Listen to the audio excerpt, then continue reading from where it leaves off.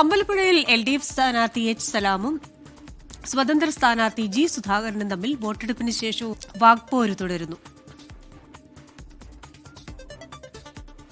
തിരഞ്ഞെടുപ്പ് ഫലം വന്ന ശേഷം G. സുധാകരനെതിരായ കാര്യങ്ങൾ പുറത്തുവിടുമെന്നാണ് LDF സ്ഥാനാർത്ഥി H. സലാം പറയുന്നത്.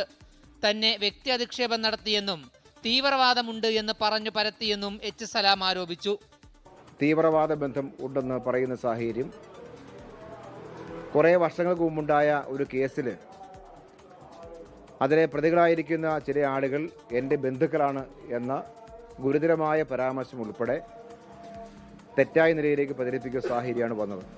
H. സലാം തോൽക്കുമെന്ന് മനസ്സിലായെന്നും തനിക്കെതിരെ തെളിവ് പുറത്തുവിടാൻ വോട്ടെണ്ണൽ വരെ കാത്തിരിക്കേണ്ടതില്ലെന്നും G. സുധാകരൻ തിരിച്ചടിച്ചു. എന്താ വോട്ട് ഇലക്ഷൻ മുമ്പ് പുറത്തുവിടായിരുന്നത്? ഇലക്ഷൻ കാലത്തല്ലേ ഇത് പുറത്തുവിടേണ്ടത്? ചുരുക്കി പറഞ്ഞാൽ അയാൾ അടങ്ങിയിട്ടില്ല ഇപ്പോഴും, അല്ലേ? ഭ്രാന്ത് പിടിച്ച് കണക്കായി ഇപ്പോഴും ഇതുവരെ അടങ്ങിയിട്ടില്ല. റിസൾട്ട് വരാനിരിക്കുന്ന ഇടം തോക്കുമെന്ന് മനസ്സിലായോ? അമ്പലപ്പുഴ മണ്ഡലത്തിൽ സംഘർഷത്തിന് നീക്കം നടന്നുവെന്നും ആളുകൾ വോട്ട് ചെയ്യാൻ വരാതിരിക്കുകയായിരുന്നു ലക്ഷ്യമെന്നും G. സുധാകരൻ ആരോപിച്ചു. കഴിഞ്ഞ നിയമസഭാ തെരഞ്ഞെടുപ്പിൽ CPIM സ്ഥാനാർത്ഥിയായ H. സലാമിന് വേണ്ടി അമ്പലപ്പുഴയിൽ പ്രവർത്തിച്ചില്ലെന്ന് ചൂണ്ടിക്കാട്ടിയാണ് പാർട്ടി G. സുധാകരനെ തരം താഴ്ത്തിയത്. 24 തിരുവനന്തപുരം.